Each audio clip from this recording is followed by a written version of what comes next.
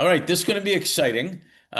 Even though my guest and myself are both in the States, we're both from somewhere else at the same time. So, Wael, welcome to the Leader Who Cares series. Well, thank you very much, Mark. I'm very happy to be here. Well, we're excited to have you here, and I think people will find that you really are a leader who cares, and that's why you're here. So, best way to start, as we always say, is if you could briefly introduce yourself. Now, asterisk, which I have to tell on steroids to men mostly, is it doesn't start with your job or your work or whatnot. It starts with who are you, where are you from originally, where you are now, family, whatever you want to talk about, siblings. And also sometimes anything that you've never told anybody and you want to reveal to the world now, that always becomes super interesting sometimes too. But share who you are. Absolutely, Mark. Thank you for the opportunity. Again, my name is Wael Doukmak. It's spelled W-A-E-L. I like to always tell people you can think of it as the two initial. And there's a quick story about that. When I was going to University of Georgia, I had a neighbor, bless her heart, I don't know where she is now, an older lady, and she would get my mail, and my mail clearly has a label that says W-A-E-L. But she would put a note on my door and say YL, the two initials, Y period dot L dot. Come collect your mail. You have something that I kept for you. So now I find it easier to introduce myself with the two initials YL because that's how my name is pronounced, more or less. It's good to know. It's good to know. I was born in Damascus, Syria, in 1961. And I came to the US when I was about 27 years old in 88. Via Canada, I flew from Damascus to Frankfurt to Winnipeg to see my sister, spend about 15 days with her. And then from there, came down to Athens, Georgia. I got admitted to do a PhD in pharmacy at the UGA, University of Maryland, Baltimore, and um, and West Virginia, Morgantown.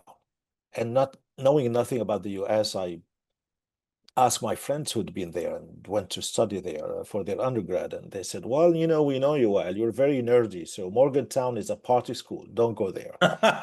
You're not going to fit there. You're very nerdy. What nice friends.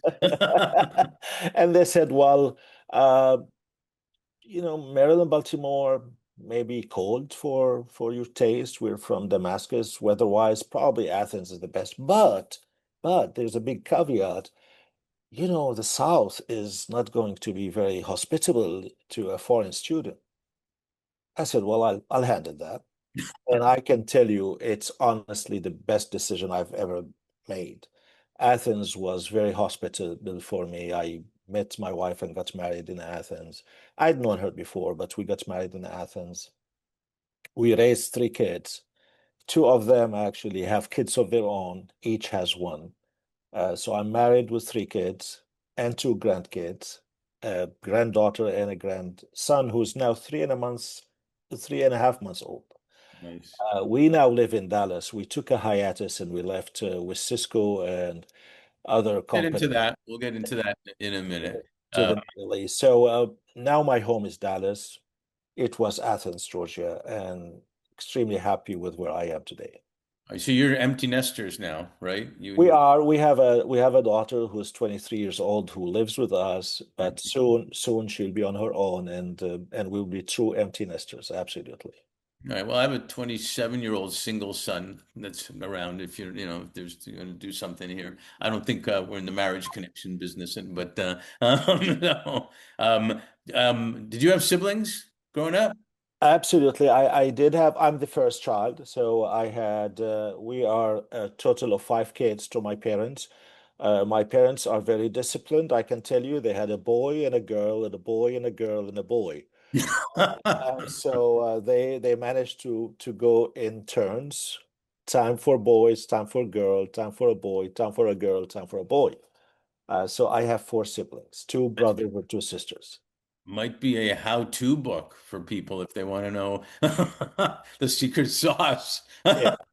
Well, that reminds me of one thing I don't speak about, but I don't mind actually sharing with people who listen to this. It was not unusual for women or girls to get married young. So my mom was a teenager when she got married. So the age difference between me and my mom is not that big, and it's almost equal to the age difference between myself and my youngest sibling. Hmm. So I say that because I grew up looking up to my mom. Not maybe looking up is not necessarily the accurate word, but looking at my mom as an older sibling, as a friend. Hmm. So that reflected on how I bond with my mom. We talk as certainly not as peers. I mean, I do know she's my mom, but we have a different kind of relationship. She's more of a friend than a mom. Yeah. Well, there's also probably commonality of current events of what's going on, like knowledge-wise, rather than someone who's 30 years older than you or something, which is different times and whatnot. So I can see that. So what were you like as a kid then, as a teenager? Were you a reader? Did you have the lemon stand entrepreneur thing going on, or what? Well, I like to think I was entrepreneurial. That's a fun word. That's a buzzword. That's a cool word to use. But honestly, I had no idea what entrepreneurship was. Then maybe I saw it around me, but did I recognize it? But certainly a reader. I would say a reader and a curious reader. I think I developed a sense of curiosity from an early age, and it could be because as you know, I was fascinated by words and stories, and that came maybe from the fact that, and I have a picture to prove it. My dad is a pharmacist. He would take me to his pharmacy. I was his first son, and he was happy, I think, for whatever reason. He would take me with him when I was old enough to walk, or and I would sit, with him in his pharmacy, and I would see how he's conducting his business. But next door, and his business in a Damascus, a pharmacist is like a counselor to the neighborhood. People come and tell them their stories, and he had that uh, desire and talent, I think, in advising and counseling people. I would see that growing up. But next door to the pharmacy, there was a small bookstore. And I would literally, from when I started being able to read, I would literally go next door and pick up children magazines and books and sit down and read. And and my parents even tell me that when I would be in the car, we are going to a picnic or going to our summer home or going places, I would be sitting and looking out the window and reading out loud the names on the shops and the signs and the billboards, and my mom always reminds me of that, and sometimes she hints that that was annoying. But and also I think that developed that sense of, I said, curiosity, which I truly believe I am curious, but I developed a desire to always having something new, learning something new. And new to me is not like trendy and cool. No, I wasn't necessarily fascinated by that. It's something that is to me new. So I was always open to, you hear the cliche of a young boy, like, or a young child as a sponge. You absorb a lot of things. But literally, I felt like I was a sponge, It's true. thirsty for, taking in things that are new. And to me, to this date, I think that I'm always looking out and looking for things that I can take in, learn, and then take in and add to the big picture that I seem to always be building. It's like a puzzle that never ends. I don't know how many pieces in the puzzle, but I think there's always room for a new piece, whether it's a new tool or a new insight or a new article or a new learning of some sort. So. You're not reading signs out loud anymore, are you? Um, I hope not. Nobody is telling me that. So Okay, that's good. yeah. I know your father probably had an influence on this, and like you said, your education, you got, computer science and around pharmaceuticals, Damascus University, Georgia Tech, and all that. Is that what you were envisioning when you went? I mean, you went to computer science first, and then that. What were you looking ahead for, or did you know? Well, I think I was looking ahead to continue that journey of acquisition of newness, of novelty. I don't think it was crystal clear or crisp at an early age. Mhm. However, there's a common thread of that what's out there to be learned, what's out there to be discovered. So that really kind of influenced on a big scale, on an umbrella, if you will, or on a bigger scale. Hmm. And then as I grew up, I started paying attention to some influences in my life. And especially now, I think we all, when we get older, we acknowledge that we are influenced by this or that, or a behavior, or a figure, or a person.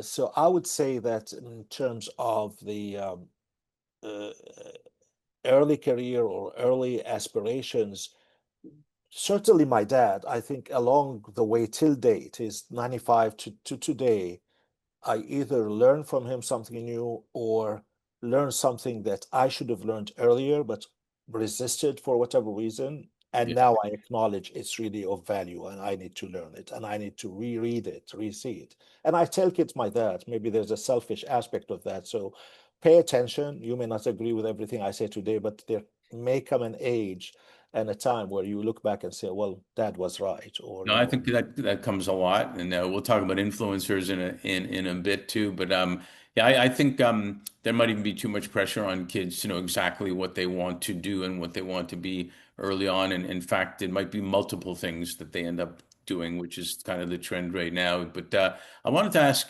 we found that our firm, as based on the premise that leaders and their whatever their businesses are, work they do, are always they always do better when they're doing good at some kind of good at the same time.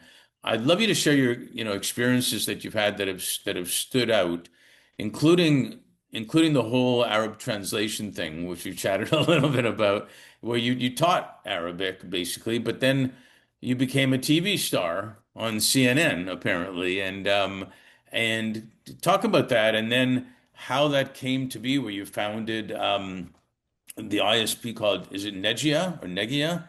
NIGIA, no, it's an acronym for Northeast Georgia Internet Access, and it wasn't meant to be the name, but people liked it. It was a working name as we were founding the company, but because it's resonated and people understood it, we Right. kept it as a name. Yes. So I find it interesting because you took computer science and pharmaceuticals, then you're translating type of thing. And this also relates, I find, to your curiosity and communications and whatnot. And tell a little bit about the CNN story, how that happened. Absolutely. Well, I will probably take you an earlier kind of shaping of all of that because I see a couple. Just remember that this isn't a feature film. We don't have 2 hours. Absolutely, yeah. No, it's gonna probably be an hour and a half. No, I'm Great. gonna make it quick, but I think there's an element of the giving or the and which actually is aligned to your firm's philosophy of doing good and leadership with impact and always having an element of giving and supporting and so on. I'll go back to my pharmacy and you said you're probably going to ask me something about influence, so I will elaborate there more than now. But I grew up honestly seeing my dad doing a lot of good to the community that he was serving.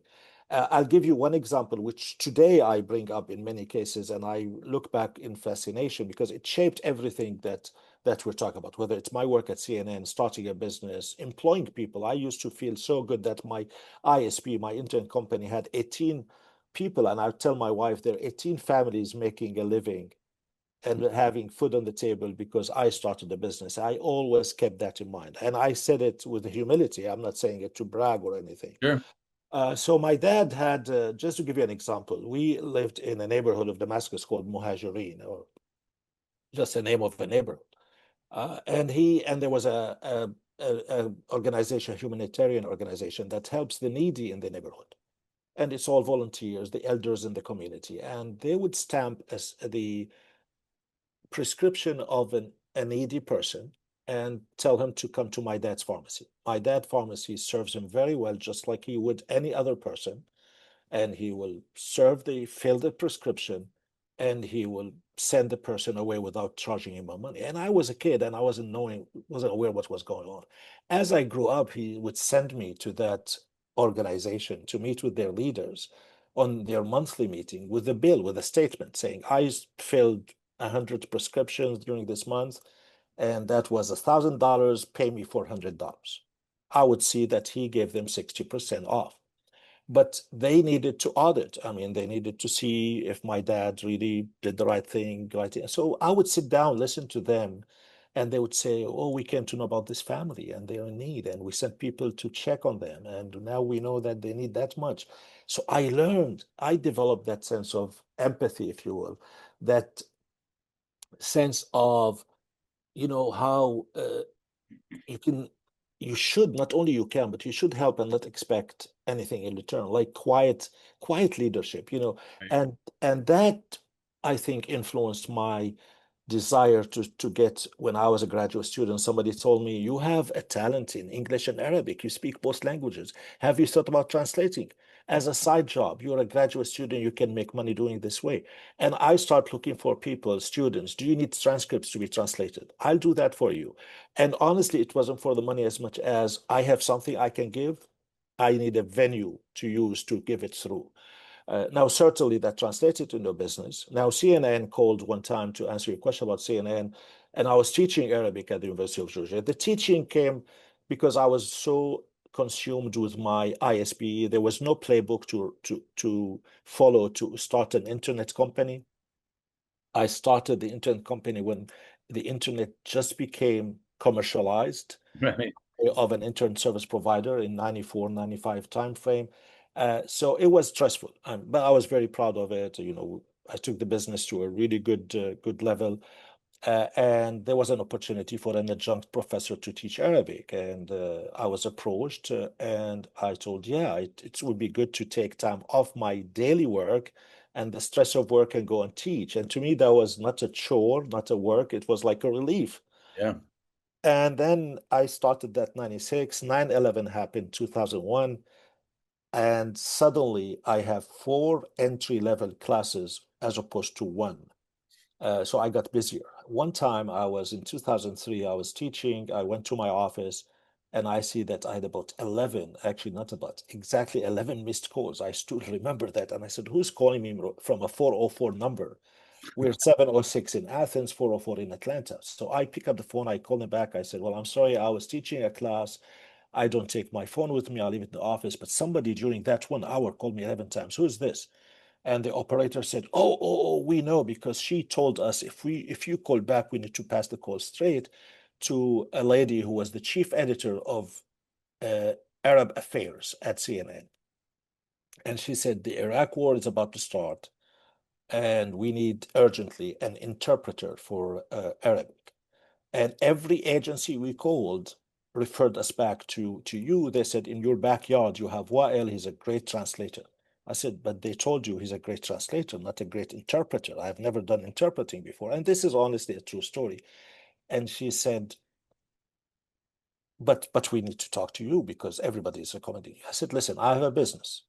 I'll come, I'll see what you need. I'll look for somebody and I'll fill that position for you. I'll bill you as a business." That's all what my intention was. In that year, I was running an internet company. I was running my translation business. I was attending a leadership course called Lead Athens. I was a member of the Chamber of Commerce. I had so many things on my plate, and I went to look for a business opportunity to hire somebody and place them at CNN. So I walk into the studio, they give me a script by Osama bin Laden, they give me Al Jazeera newscast live, and I go and I do it simultaneously. And I walk out and they have a piece of paper and they say, "Well, you sign here. It's you. We don't need anybody else." Well, I think I was motivated by uh, how I would put that. I think I was motivated by that desire to help. I Right. saw somebody in need. I saw a big event that's going to unfold. And I honestly, truly believe that training, subconscious training in giving and, you know, attending to somebody who shows you that they're in need, that is why I accepted. But I then continued when I saw the impact.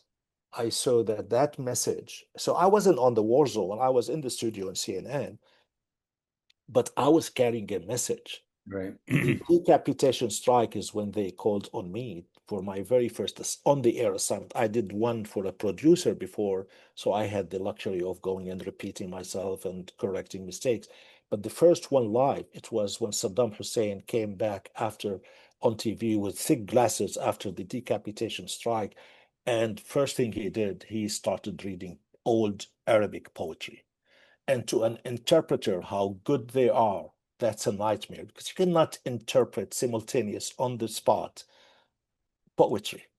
So I had to pause and I said, well, he is reading from old poetry, something to suggest that he's defiant, he's not gonna relent, he's gonna do this, and that. And then I went on and I said, well, this message needs to be delivered on both sides. And I think I started with that desire to give, but stayed with the impact that I was hoping I could create. Yeah, I think it does impact. And I think it brings people together, whether they agree or disagree. Oh, absolutely. Yeah. Real information and belonging and whatever you want to call it. So yeah, I found that fascinating actually. And language shouldn't get in the way of people communicating, if that makes sense. There should, it's just words, not just words.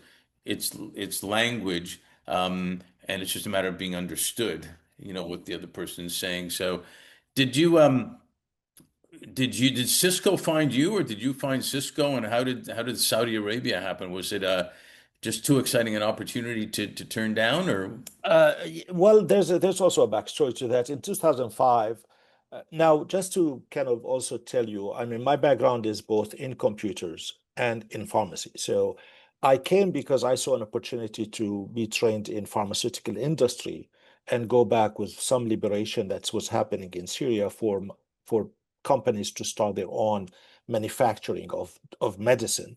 I Mhm. said, well, that would be nice if I can be trained on that. And my dad is upper middle class. He has some money. We can start a pharmaceutical company and grow.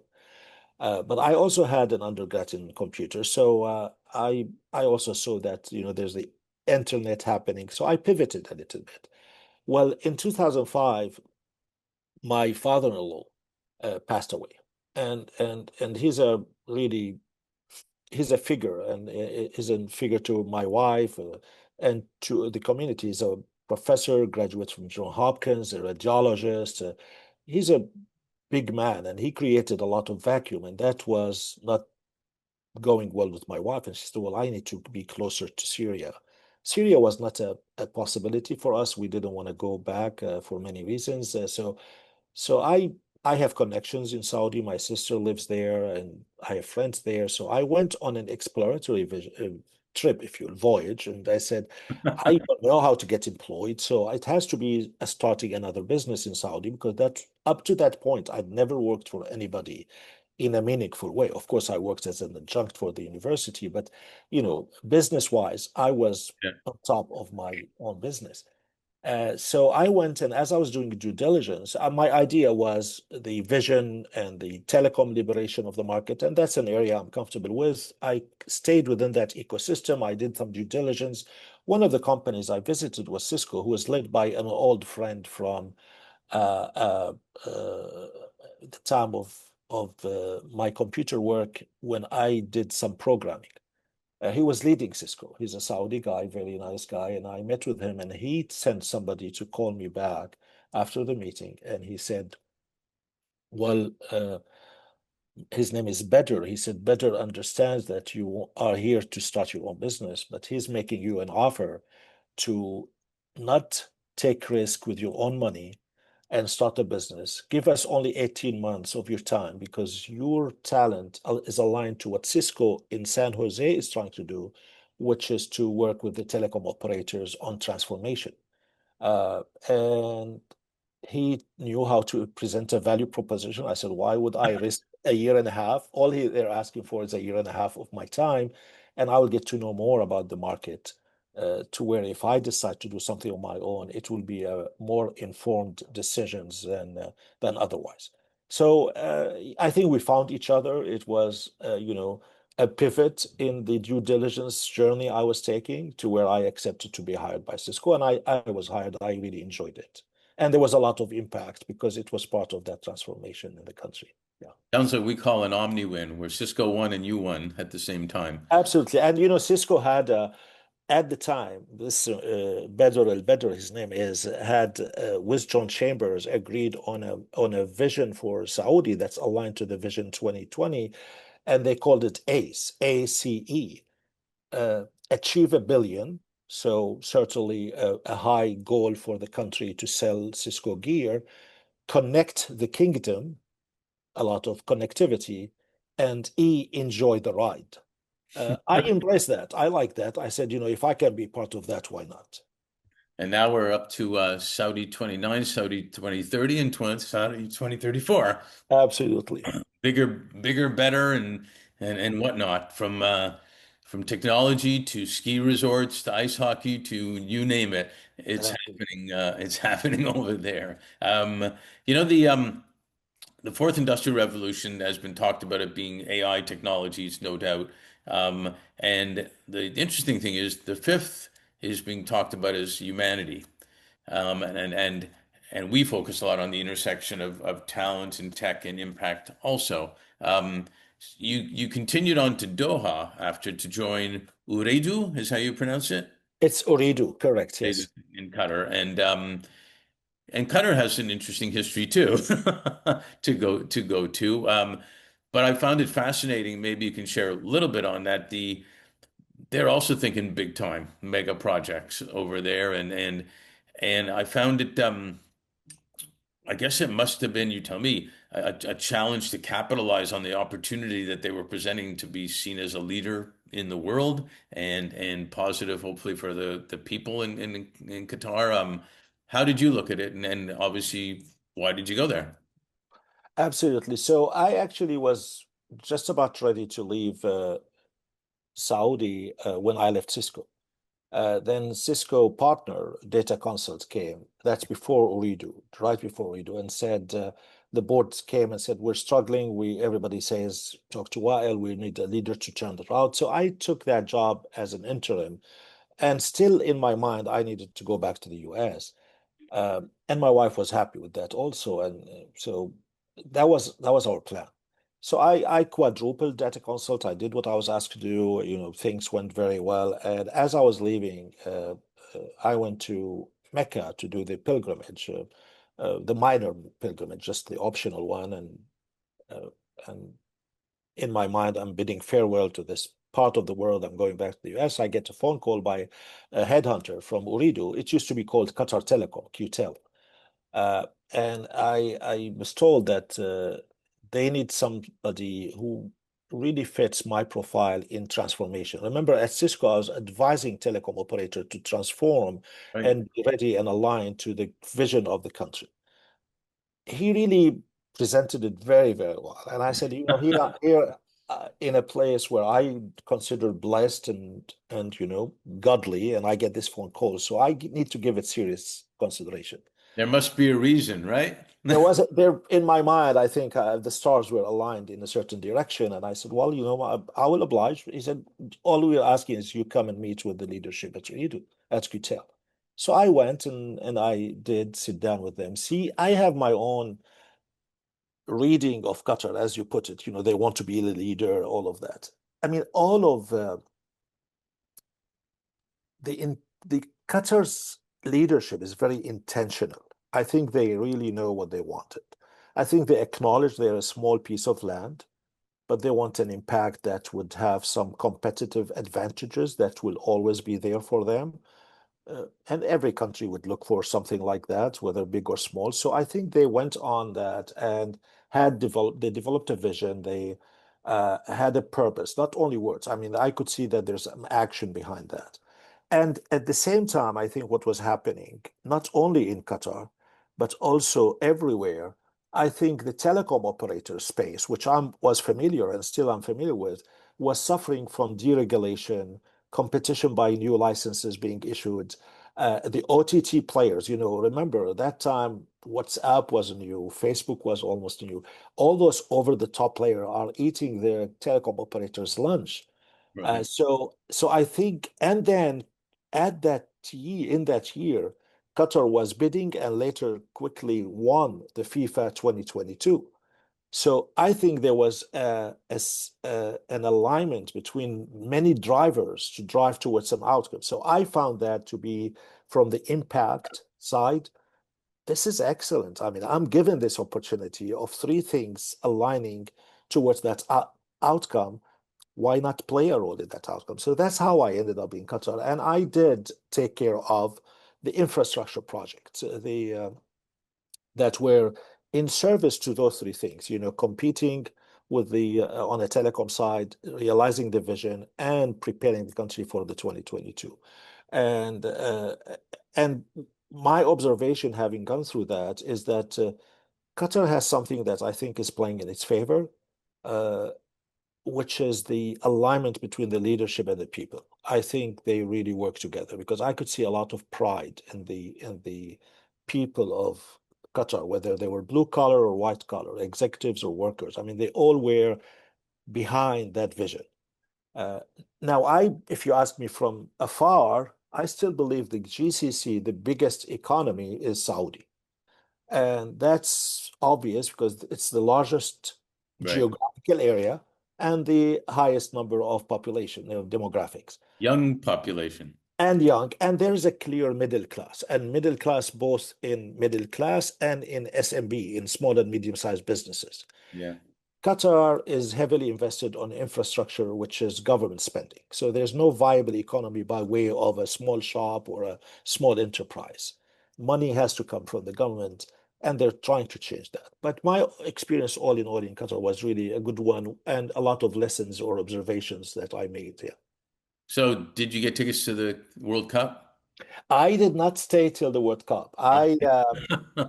You probably already agree with the statement I'll make. I am a starter. I'm fascinated by the beginnings of things.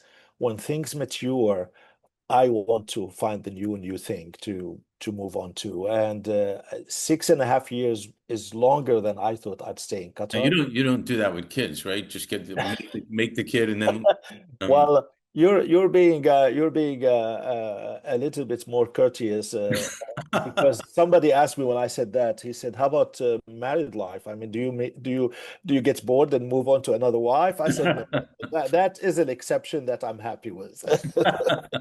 yes, the good move there, especially since we're recording this. Absolutely, and I'm sure my wife, if she knows about that, she's gonna listen to that.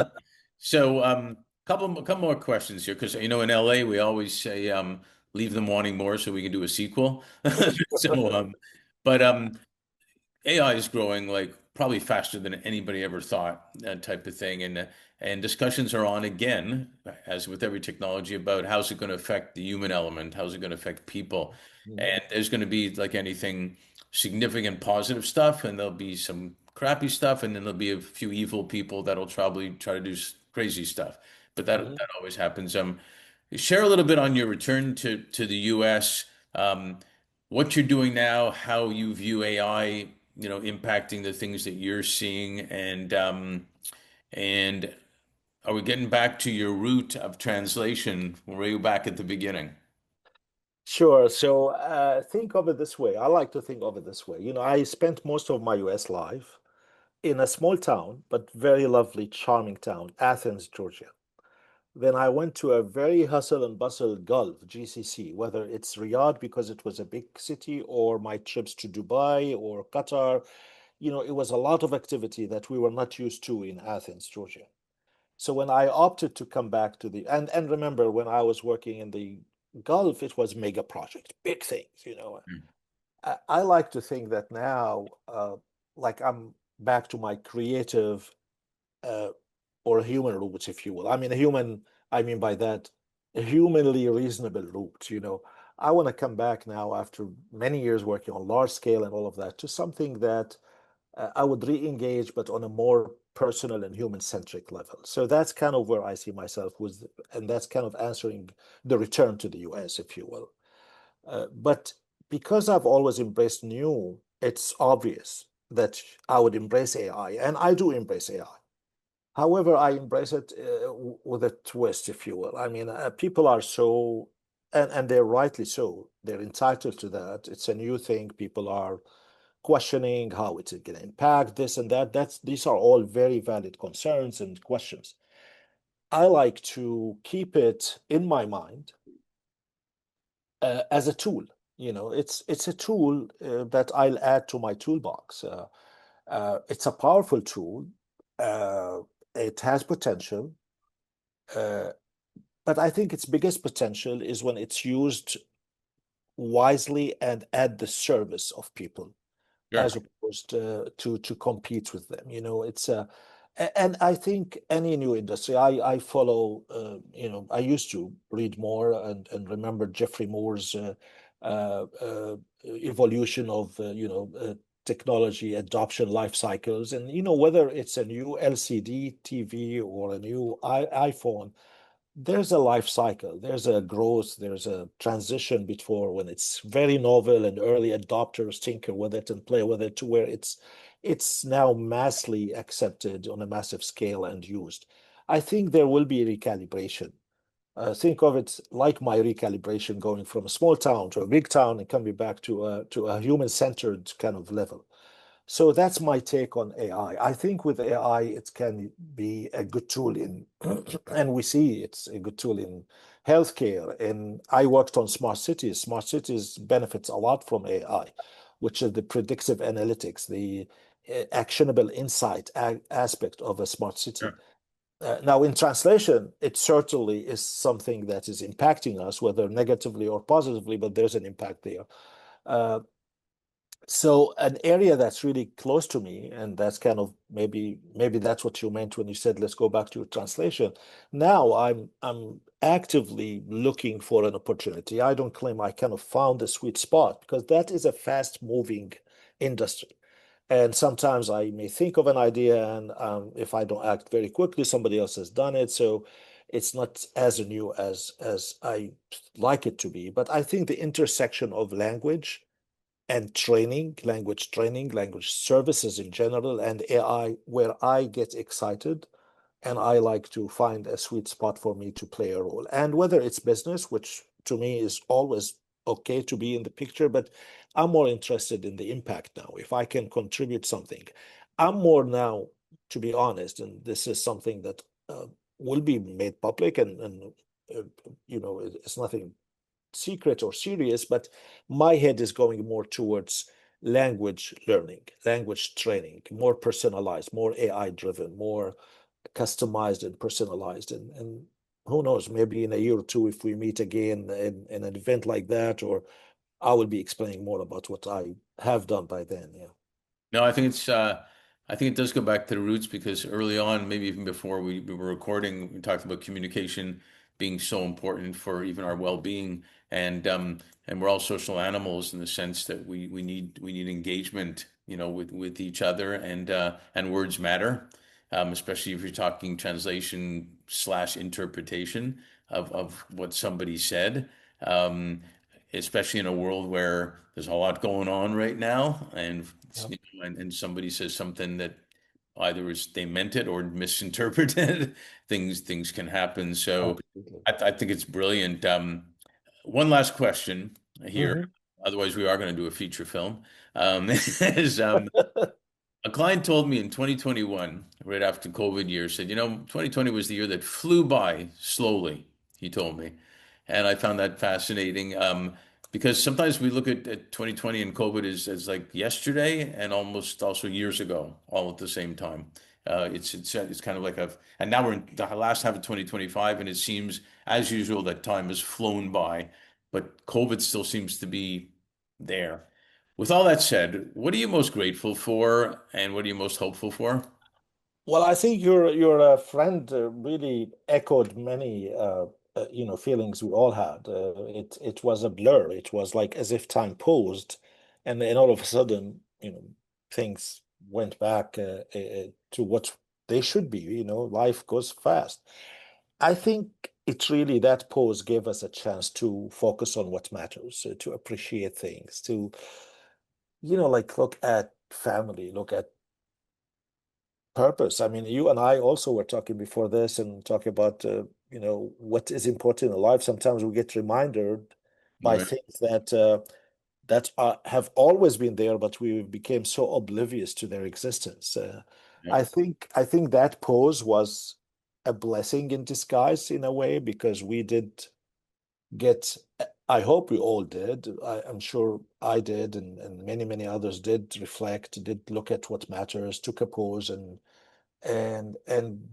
and recreated or reintroduced in our life some anchors, family, purpose, relationships, uh, even taking health seriously. Look after for each other. So I think that is how I look at that. What I'm looking ahead for is,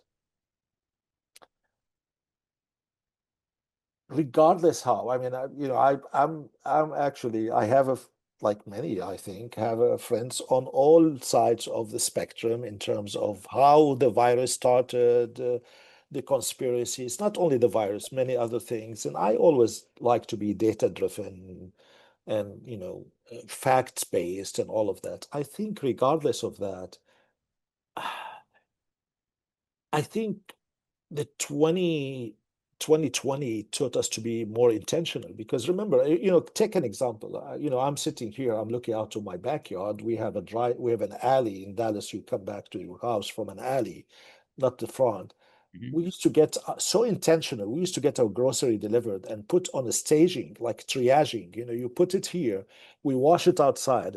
So I think that intentional approach, while it was exaggerated then, I think there's nothing wrong with keeping some elements of that intentionality in our life today to reintroduce some anchors that we need. Again, those purpose, integrity, human relationships. Yep. So I'm looking forward that with 2025 bringing us technology, as the many years to come will always bring, to tie it back to our earlier discussion, maybe the AI, maybe the technology that we're uncovering and creating, coupling it to that recent experience of 2020 and say, how can we now harness this technology? How can we use it to reinforce the lessons learned from that? I don't know if that's too much to ask, but that's kind of my hope for going forward and for 2025. No, thank you. No, it's a good hope, and I think like I said, there's always going to be good and there's going to be bad, but I think AI is going to do a tremendous impact, I believe, on healthcare and information and for doctors and stuff. But at the end of the day, our heart and soul, our thriving is based on the human connection, and uh, Absolutely. and what Maya Angelou always said. One of my favorite quotes is, most people what people remember the most is how you made them feel, and Absolutely. so, well, I'm grateful that I have a new friend. That's a Well, good. thank you. Same here. Absolutely. I'm grateful because you are a leader who cares, and an interesting one, no doubt, as well. And I'm also hopeful for the same reason. So, thanks for that. Thanks for sharing this, and I guess we might have to have a sequel. So, I I'm appreciate it. I'm happy, and honestly, I'm very happy that we met and we know each other, and now we call ourselves friends. Absolutely, and that's a good way to conclude this. So, thanks for participating. Thank you.